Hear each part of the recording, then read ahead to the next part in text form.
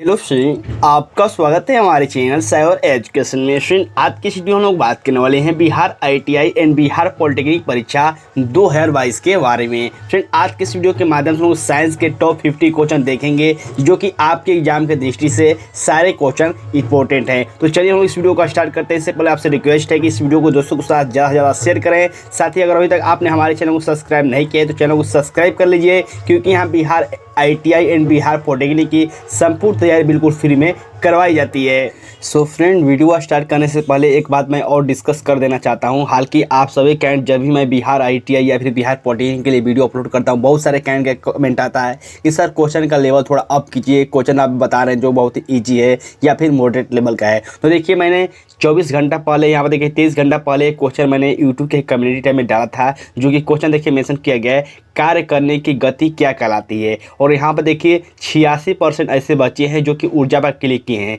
हालांकि मैंने इसका आंसर बी ऑप्शन यहाँ पे कमेंट बॉक्स में पिन किया हुआ था। ठीक है, जब आप ऑप्शन देखेंगे यहाँ पे तो मैंने इसका आंसर शक्ति दिया हुआ है, लेकिन फिर भी यहाँ पर देखिए 86% ऐसे बच्चे हैं जो कि ऊर्जा पर क्लिक किए हैं। और यहाँ पर देख सकते हैं कि टोटल आपको लगभग 9000 कैंडिडेट यहाँ पे इस क्वेश्चन का आंसर दिए हैं। तो समझ सकते हैं बच्चों की पढ़ाई का कहाँ जा रही है और कैसे पढ़ाई चल रही है। ठीक है, मैं ऐसा इसलिए बोल रहा हूँ क्योंकि बहुत सारे बच्चों का जब भी मैं यहाँ पे क्वेश्चन डालता हूँ यूट्यूब के कमेंट में, ज़्यादातर यहाँ पे बच्चे गलत कर देते हैं। ठीक है, तो इस क्वेश्चन का जो राइट आंसर होगा ये हो जाएगा शक्ति। ठीक है, शक्ति क्यों होगा? देखिए, जब क्वेश्चन में पूछा जाएगा कि कार्य करने की क्षमता को हम लोग क्या कहते हैं, तो जब कार्य करने की क्षमता की बात आ जाएगा उस समय ऊर्जा आंसर हो जाएगा। लेकिन जब क्वेश्चन में पूछा जाएगा कि कार्य करने की गति या फिर कार्य करने की दर क्या कहलाती है, तो उस समय आपको शक्ति पर क्लिक करना होता है। ठीक है, जो कि आप सभी कैंडिडेट को मालूम होना चाहिए। यहाँ पर देख सकते हैं 86% ऐसे बच्चे हैं जो कि ऊर्जा पर क्लिक किए हैं, जो कि पूरी तरह से गलत है। बहुत सारे कैंडिडेट यहाँ परसेंटेज देखकर क्लिक करते हैं कि परसेंटेज यहाँ पे ज़्यादा है तो यही आंसर इसका सही होगा। तो बिल्कुल ऐसा नहीं है।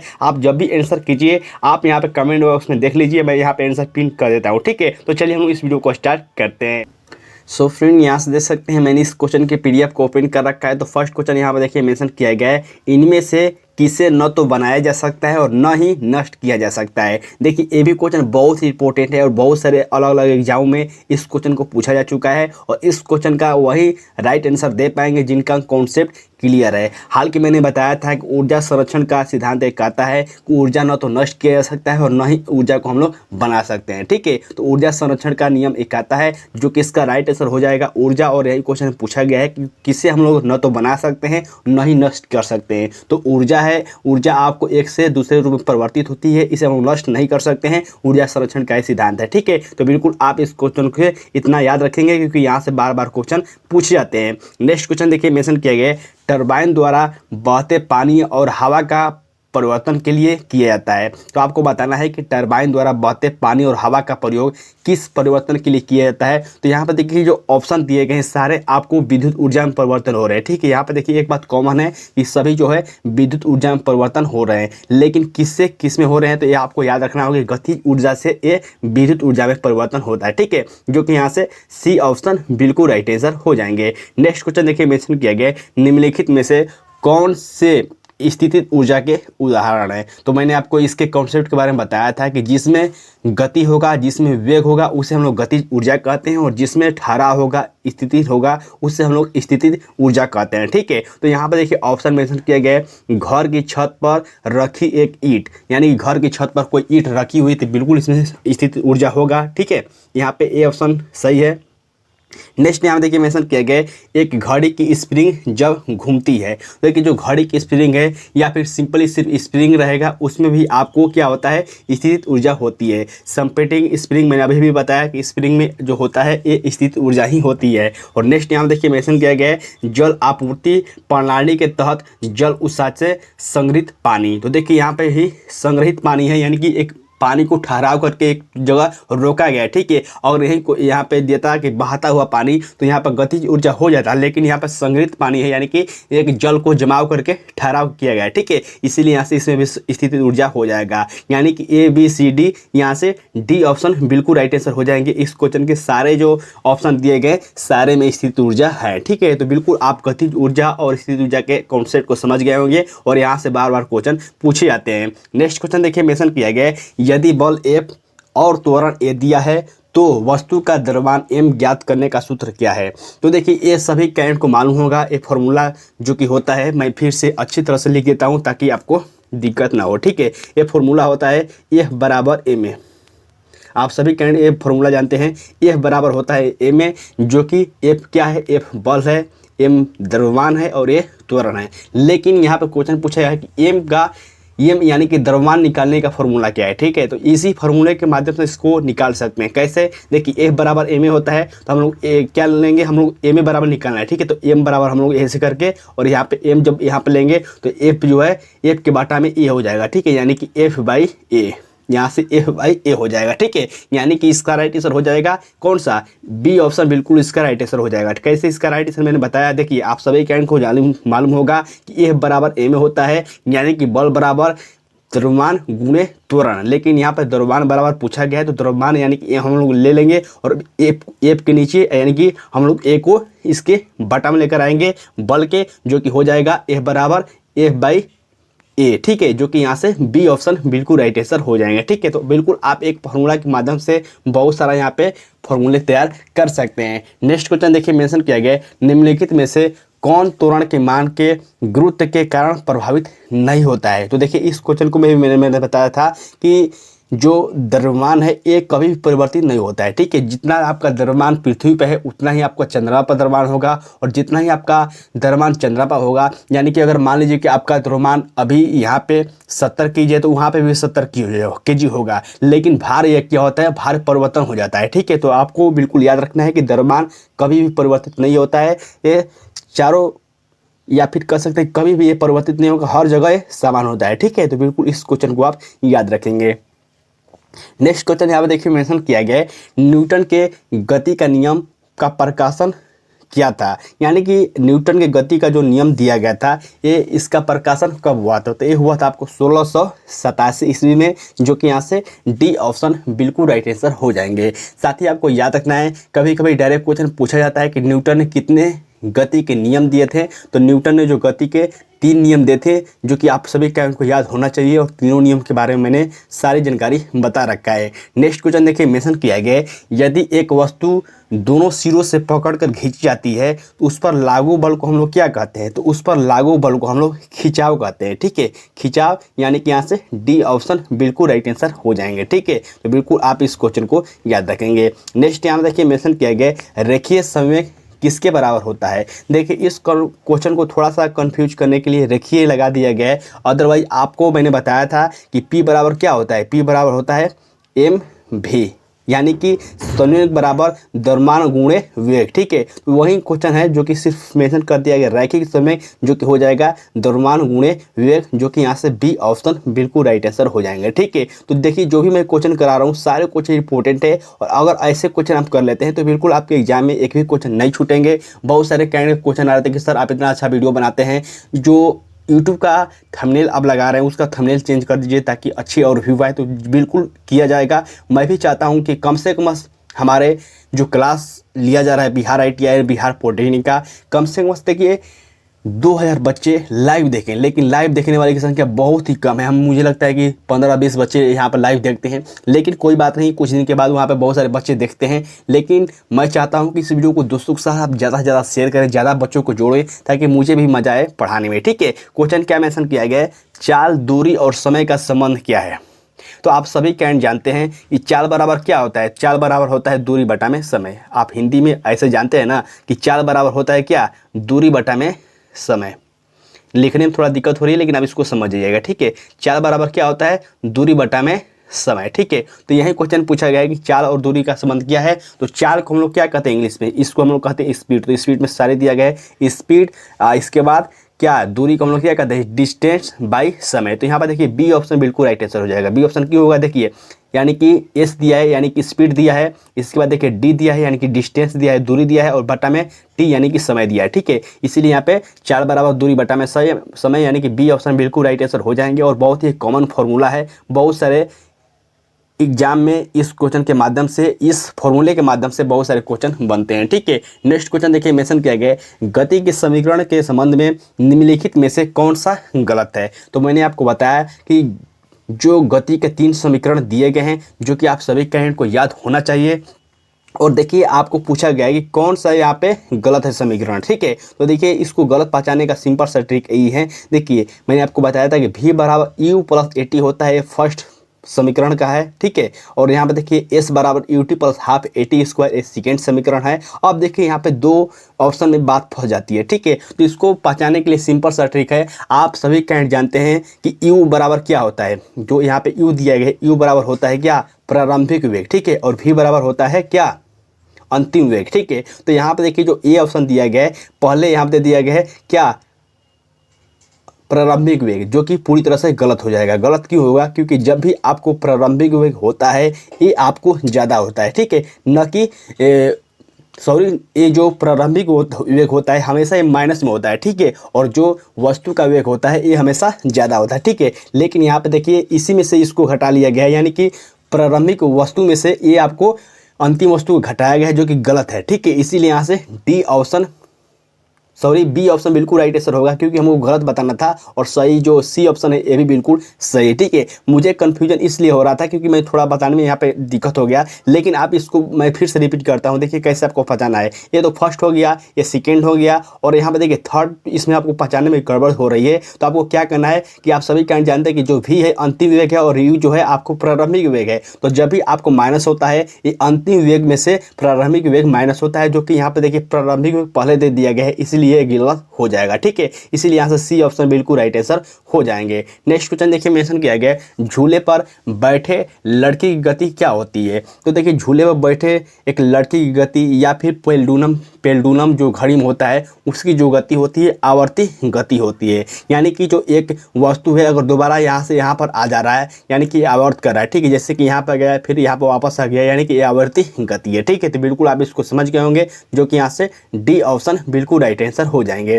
नेक्स्ट क्वेश्चन देखिए मेंशन किया गया है, ध्वनि तरंग की विशेषता नहीं है। यानी कि चारों ऑप्शन में से बताना है कि कौन एक ध्वनि तरंग की विशेषता नहीं है। तो आयाम इसकी भी विशेषता है, आवृत्ति भी है, वेग भी है, लेकिन हर्ट्ज नहीं है। बहुत सारे कैंड बोलेंगे सर हर्ट्ज क्यों नहीं है। तो देखिए जो हर्ट्ज है ये आवृत्ति का क्या है, एसआई मात्रक है, लेकिन ये ध्वनि तरंग की कोई विशेषता नहीं है। इसीलिए यहाँ से डी ऑप्शन बिल्कुल राइट आंसर हो जाएंगे। और बहुत सारे कैंडिडेट इस क्वेश्चन में कंफ्यूजन हुए थे जब एग्जाम में क्वेश्चन पूछा गया था। नेक्स्ट क्वेश्चन देखिए मेंशन किया गया, तरंगे चमगादड़ को उनके रास्ते में आने वाले बाधाओं को पता लगाने में मदद करती है। यानी कौन सी वो श्रव्य तरंग है जो कि चमगादड़ों को रास्ते में आने वाले बाधाओं को पता लगाने में मदद करती है। तो वो है आपको पराश्रव्य तरंगे, जो कि यहाँ से सी ऑप्शन बिल्कुल राइट आंसर हो जाएंगे इस क्वेश्चन के, ठीक है।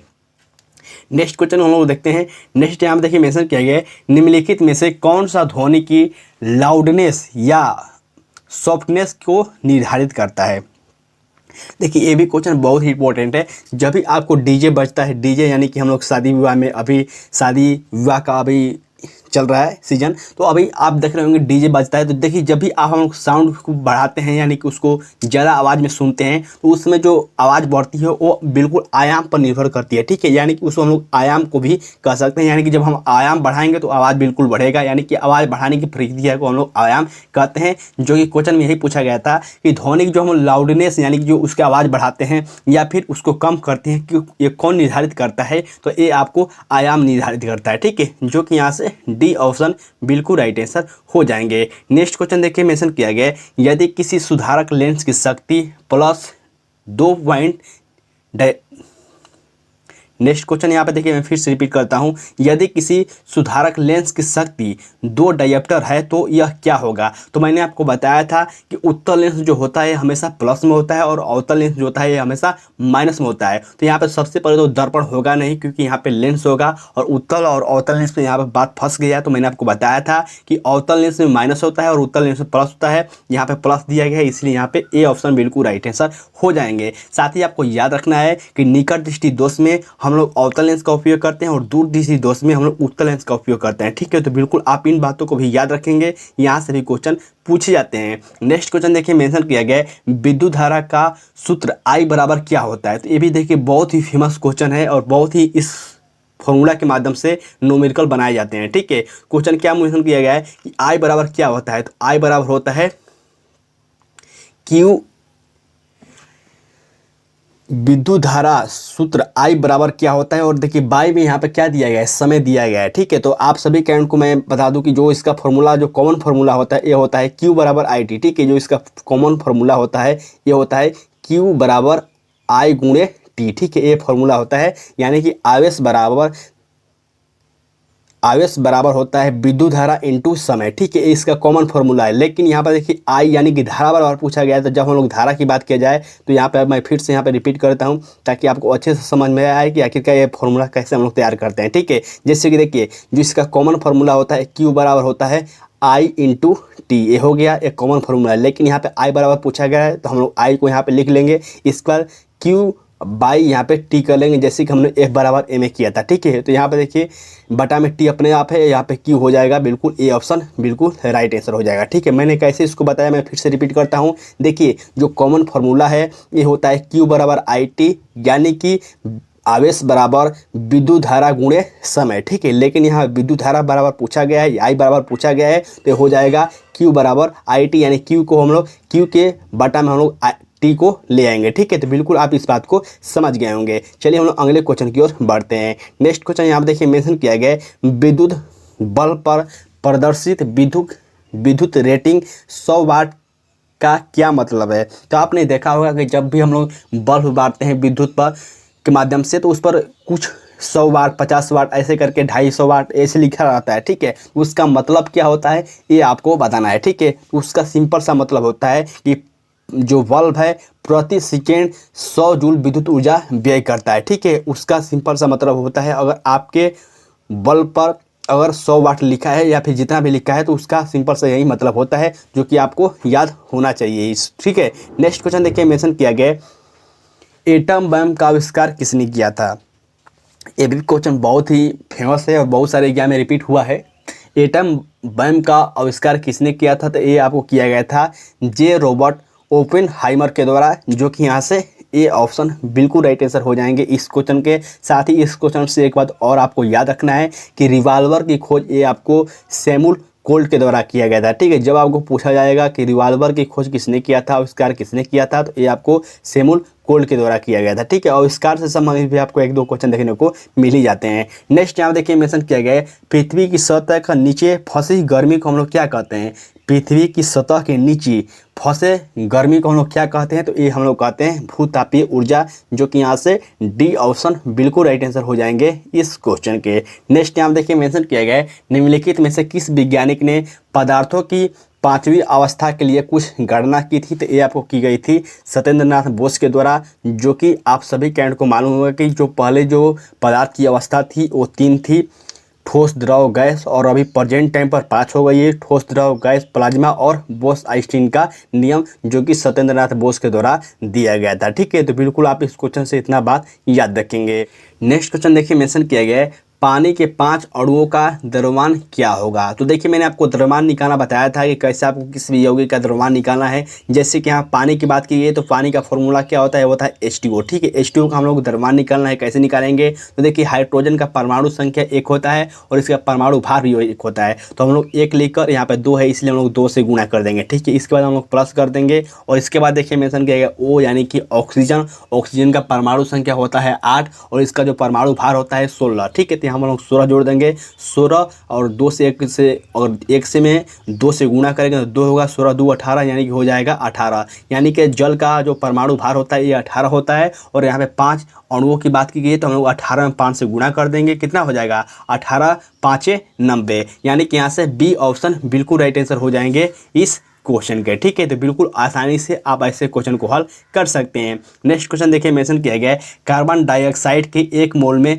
कितने परमाणु होते हैं, कितने अणु होते हैं, ये आपको बताना है। तो मैंने आपको बताया था कि जब भी आपको ऐसे क्वेश्चन पूछे हैं कि एक अणु में कितने मोल परमाणु होते हैं, अणु होते हैं, तो मैंने आपको इसका सिंपल सा ट्रिक यही बताया था कि आपको कितना भी कहा जाए कि कोई भी, जैसे कार्बन डाइऑक्साइड की जगह कोई यहाँ पर तत्व दे दे, कोई भी यौगिक दे दे, अगर 1 मोल में पूछा जाए तो आपका जो अणु होगा ये होगा 6.022 गुणे 10 की पावर 23। मैंने आपको बताया था कॉपर की बात की जाए या फिर किसी भी तत्व यौगिक की बात की जाए, अगर एक मोल में पूछा जाएगा तो इसका जो राइट आंसर होगा यही होगा। और यहाँ पे देखिए अब अणु और परमाणु में बात फंसी हुई, तो जो इसका जो राइट आंसर हो जाएगा ये अणु हो जाएगा, जो कि यहाँ से सी ऑप्शन बिल्कुल राइट आंसर हो जाएंगे। ठीक है, नेक्स्ट क्वेश्चन देखिए, मेंशन किया गया है किसी पदार्थ के एक मोल में मौजूद परमाणुओं या अणुओं की आयनों की संख्या को हम लोग क्या कहते हैं? तो ये हम लोग कहते हैं एवोगाड्रो संख्या। और मैंने आपको बताया था कि एवोगाड्रो संख्या बराबर क्या होता है, तो एवोगाड्रो संख्या बराबर वही होता है जो कि मैंने अभी अभी बताया 6.022 गुणे 10 की पावर 23। ये एवोगाड्रो संख्या बराबर भी यही होता है, जो कि आप सभी कैंड को याद होना चाहिए। नेक्स्ट यहाँ देखिए एवोगाड्रो संख्या से संबंधित ही क्वेश्चन है। एवोगाड्रो संख्या द्वारा निरूपित की जाती है, यानी कि एवोगाड्रो संख्या का जो संकेत होता है इसे हम कैसे करते हैं, तो इसका संकेत होता है ए होता है बी ऑप्शन, जो कि मेंशन किया गया है एन रहेगा और नीचे में यहाँ पे क्या रहेगा ओ रहेगा। ठीक है, तो बिल्कुल आपको इसको याद होना चाहिए, ये याद आपको करना होगा। नेक्स्ट यहाँ देखिए मेंशन किया गया है 2 या 2 से अधिक रूपों में किसी तत्व का होना जिसमें भौतिक गुण भिन्न लेकिन रासायनिक गुण समान हो, उससे हम लोग क्या कहते हैं? तो इससे हम लोग अपरूपता कहते हैं, जो कि यहाँ से सी ऑप्शन बिल्कुल राइट आंसर हो जाएंगे। ठीक है, इसका एग्जाम्पल क्या है, तो आप सभी कैंड जानते हैं कि कार्बन का जो अपरूप होता है क्या होता है? ग्रेफाइट, हीरा, फ्लोरीन, ये सब क्या है? कार्बन के अपरूप है, समस्थानिक नहीं है। ठीक है, तो बिल्कुल आपको समस्थानिक और अपरूपता में बिल्कुल आपको क्या होगा? अंतर समझना जरूरी है। नेक्स्ट यहाँ देखिए मेंशन किया गया एक परमाणु द्रव्यमान की इकाई ए किसके बराबर होगा? तो देखिए मैंने आपको अभी बताया था कि ये होता है 6.022 गुणे 10 की पावर 23, जो कि यहाँ से देखिए ये क्वेश्चन जो है आपको केजी मेंशन किया गया है, जो कि केजी में होगा। ये हो जाएगा आपको 16.10 के पावर 27 केजी, जो कि यहाँ से बी ऑप्शन बिल्कुल राइट आंसर हो जाएगा। ठीक है, यहाँ पे केजी में पूछा गया था, जो कि यहाँ से बी ऑप्शन राइट आंसर हो जाएंगे। नेक्स्ट क्वेश्चन देखिए मेंशन किया गया है विद्युतीय तटस्थ और कमजोर सूक्ष्म परमाणु पर परस्पर प्रभाव दिखाता है, कौन दिखाता है? न्यूट्रॉनों, पॉजिट्रॉन, इलेक्ट्रॉन या फिर प्रोटॉन। तो इसका राइट आंसर हो जाएगा न्यूट्रॉनों। और आप सभी कैंड को याद होना चाहिए कि न्यूट्रॉनों की खोज किसने किया था?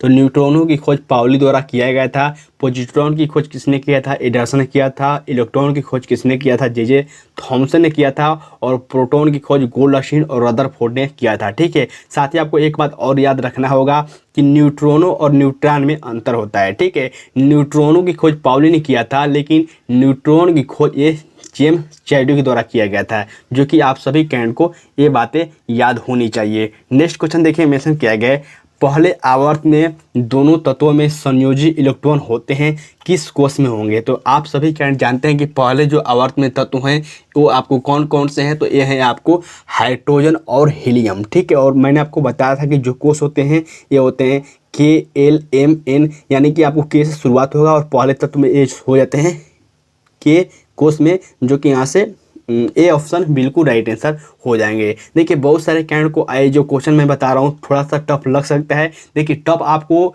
अगर लग रहा है तो इसका मतलब है कि आप इसके कॉन्सेप्ट को नहीं जानते हैं, और मैंने पिछले वीडियो में इसके सारे कॉन्सेप्ट बता रखे हैं, इसीलिए मैं आपको डायरेक्ट क्वेश्चन करा रहा हूँ। अगर आपको कॉन्सेप्ट देखना है तो प्ले लिस्ट देखिएगा, वहाँ पर मैंने सारे कॉन्सेप्ट बता रखे हैं। नेक्स्ट यहाँ देखिए मेंशन किया गया है नाइट्रोजन के परमाणु में उपस्थित न्यूट्रॉन की संख्या कितनी होती है, ये आपको बताना है। तो आपको मैंने बताया था कि कैसे आपको निकालना है। जैसे कि मैं एक एग्जांपल लेता हूँ, सोडियम का परमाणु संख्या कितना होता है? तो परमाणु संख्या हम लोग नीचे लिखते हैं और जो इसका परमाणु भार होता है ये हम लोग ऊपर लिखते हैं। ठीक है, तो परमाणु संख्या होता है 11 और परमाणु भार होता है 23। अगर हमको यहाँ पे इसमें न्यूट्रॉन की संख्या निकालना होगा तो न्यूट्रॉन की संख्या हमको कैसे निकालना होगा? ये सिंपली हम लोग इसके द्रव्यमान संख्या में से परमाणु संख्या को घटा लेंगे, ये आपको निकल जाएगा। तो इसके हम घटाएंगे तो क्या हो जाएगा? ये हो जाएगा 12, यानी कि सोडियम में न्यूट्रॉन की संख्या हो जाएगा 12। आपको क्या करना है, किसी भी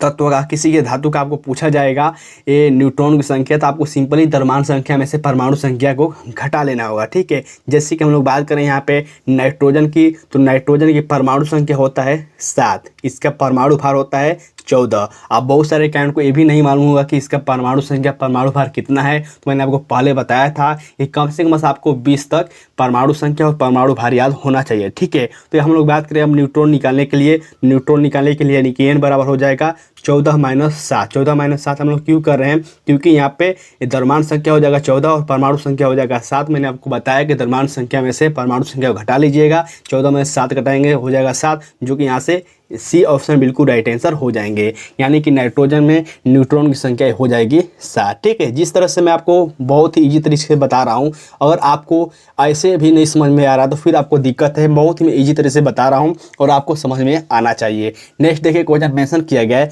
किसी तत्व का इलेक्ट्रॉनिक विन्यास 285 है तो इसमें प्रोटॉन की संख्या कितनी होगी। तो मैंने बताया था कि जितना आपको परमाणु संख्या होगा किसी भी तत्व का, उसी का प्रोटॉन संख्या भी आपको सेम होता है, ठीक है। तो लेकिन यहाँ पे क्वेश्चन पूछा गया है कि प्रोटॉनों की संख्या कितनी है, तो प्रोटॉनों की संख्या हो जाएगा आपको 15। 15 क्यों होगा, देखिए ये जो इलेक्ट्रॉनिक विन्यास दिया गया है 285 सॉरी, ये है आपको फास्फोरस का, जो कि इसका परमाणु संख्या है 15। और मैंने बताया कि परमाणु संख्या बराबर नहीं होता है प्रोटॉनों की संख्या, जो कि यहाँ पर परमाणु संख्या 15 है, इसीलिए प्रोटॉनों की संख्या भी आपको 15 हो जाएगा, ठीक है। नेक्स्ट यहाँ देखिए मेंशन किया गया, एक परमाणु में न्यूट्रॉन की संख्या किसके बराबर होती है। तो मैंने अभी बताया कि न्यूट्रॉन की संख्या निकालने के लिए आपको द्रव्यमान संख्या में से परमाणु संख्या को घटाना होगा। देखिए यहाँ पे एक फॉर्मूला है, जो कि मैंने अभी आपको बताया कि न्यूट्रॉन की संख्या कैसे निकालना है। वही है क्वेश्चन पूछा गया कि न्यूट्रॉन की संख्या कैसे निकालते हैं, तो द्रव्यमान संख्या में से आप परमाणु संख्या घटा दीजिए, आसानी से हम लोग निकाल सकते हैं। नेक्स्ट यहाँ देखिए मेंशन किया गया, निम्नलिखित तत्वों में से किसका परमाणु द्रव्यमान सबसे कम है। तो बिल्कुल आसानी से आप इसको हल कर सकते हैं। नाइट्रोजन का कितना होता है, नाइट्रोजन का परमाणु भार पूछा गया है, परमाणु भार या फिर द्रव्यमान बात सेम ही होता है। तो यहाँ पर नाइट्रोजन का परमाणु भार होता है कितना, 14। लिथियम का, तो लिथियम का कितना होता है, तो लिथियम का तो होता है परमाणु संख्या 3, लेकिन जो इसका परमाणु भार होता है ये होता है 7, ठीक है। यहाँ पे हम लोग 7 लिखते हैं, ठीक है। हाइड्रोजन का परमाणु संख्या 1 होता है, लेकिन इसका परमाणु भार भी 1 होता है। हीलियम का परमाणु संख्या 2 होता है और इसका परमाणु भार 4 होता है। तो यहाँ पर सबसे कम किसका है, तो हाइड्रोजन का है, इसलिए यहाँ पे हाइड्रोजन हो जाएगा। और हाइड्रोजन से संबंधित आपको याद रखना है कि हाइड्रोजन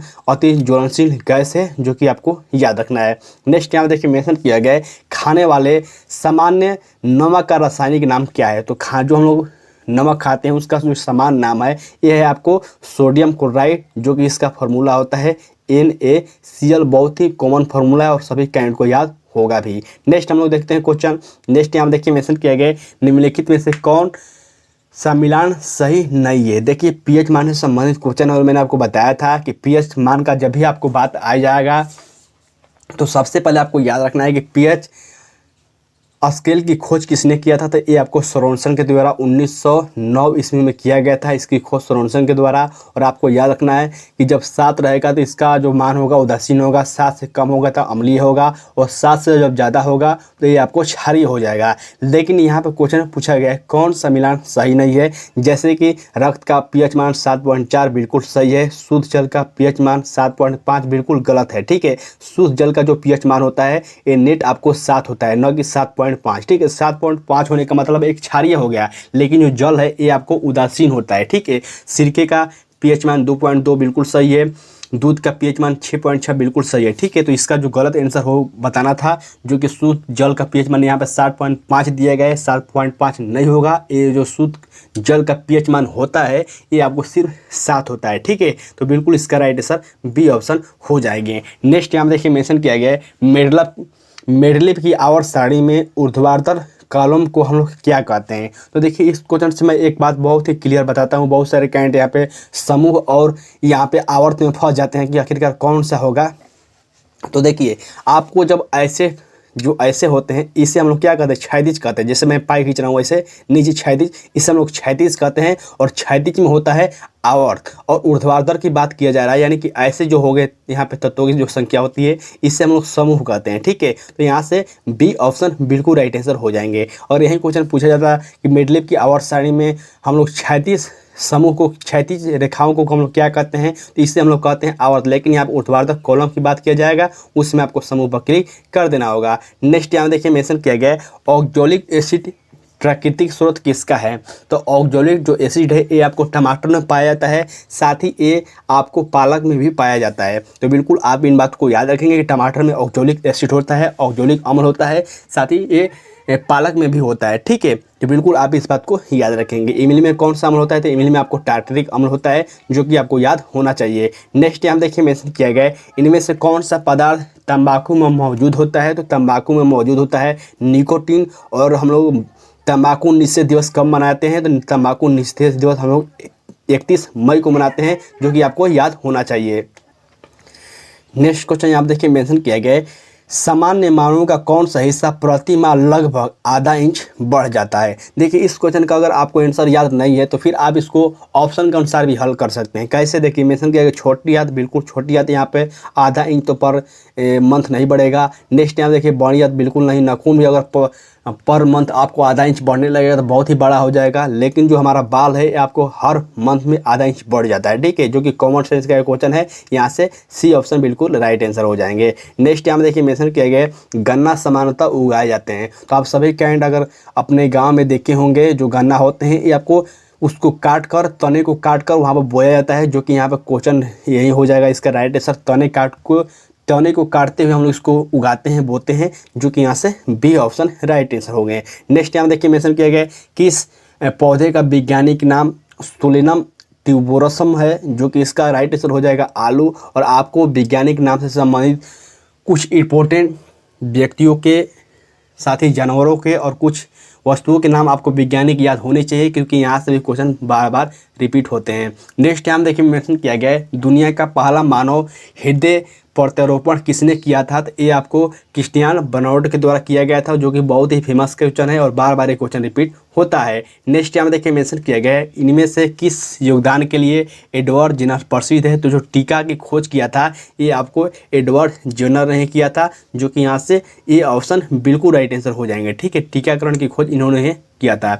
नेक्स्ट यहाँ देखिए मेंशन किया गया है, भारत में डीएनए फिंगरप्रिंट के पिता के रूप में किसे जाना जाता है? तो ये हैं लालजी। ठीक है, जब आपको भारत में डीएनए फिंगरप्रिंट के पिता के रूप में पूछा जाएगा तो उस समय आपको लालजी सिंह पर क्लिक कर देना होगा, जो कि इन्होंने किया था। नेक्स्ट यहाँ देखिए मेंशन किया गया है, कुष्ठ रोग को हम लोग और किस नाम से जानते हैं? तो ये भी बहुत ही फेमस क्वेश्चन है और बहुत सारे एग्जाम में इस क्वेश्चन को पूछा जा चुका है। तो कुष्ठ रोग को हम लोग हैंसेन रोग भी कहते हैं, जो कि यहाँ से बी ऑप्शन बिल्कुल राइट आंसर हो जाएंगे। ठीक है, नेक्स्ट यहाँ देखिए मेंशन किया गया है,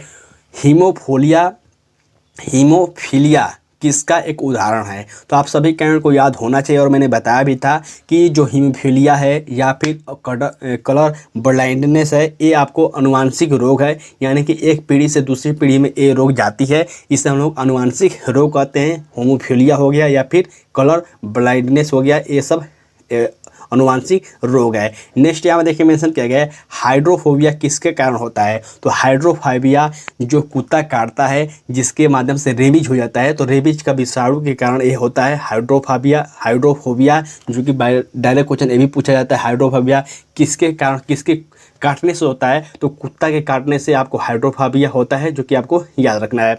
नेक्स्ट यहाँ देखिए मेंशन किया गया है, गठिया एक रोग है जो कि प्रभावित करता है। तो गठिया एक जोड़ों का रोग है, जो कि ज़्यादातर जो आदमी हैं जब बूढ़े हो जाते हैं तो ये आपको रोग देखने को मिलती है, जो कि घुटने में दर्द होता है। आप सभी कैंडिडेट को याद होना चाहिए। नेक्स्ट यहाँ देखिए मेंशन किया गया है, बेरी किस वजह से उत्पन्न होता है? तो आप सभी कैंडिडेट को याद होगा बेरी होता है विटामिन बी की कमी के कारण, लेकिन यहाँ पे अधिकता और कमी दिया गया है, तो इसको जो राइट आंसर हो जाएगा विटामिन B1 की कमी के कारण होता है बेरी रोग। ठीक है, नेक्स्ट यहाँ देखिए मेंशन किया गया है, किस विटामिन में सबसे अधिक, क्वेश्चन क्या मेंशन किया गया, विटामिन सबसे ज़्यादा होता है, विटामिन सबसे ज़्यादा, हाँ देखिए क्वेश्चन पूछा गया है, किस विटामिन डी में सबसे ज़्यादा क्या होता है? यार मैं डी छोड़ रहा था। ठीक है, विटामिन डी में सबसे ज़्यादा कौन क्या होता है? तो विटामिन डी में सबसे जो ज़्यादा होता है ये होता है मछली का तेल या फिर कार लीवर का तेल। ठीक है, जो कि यहाँ से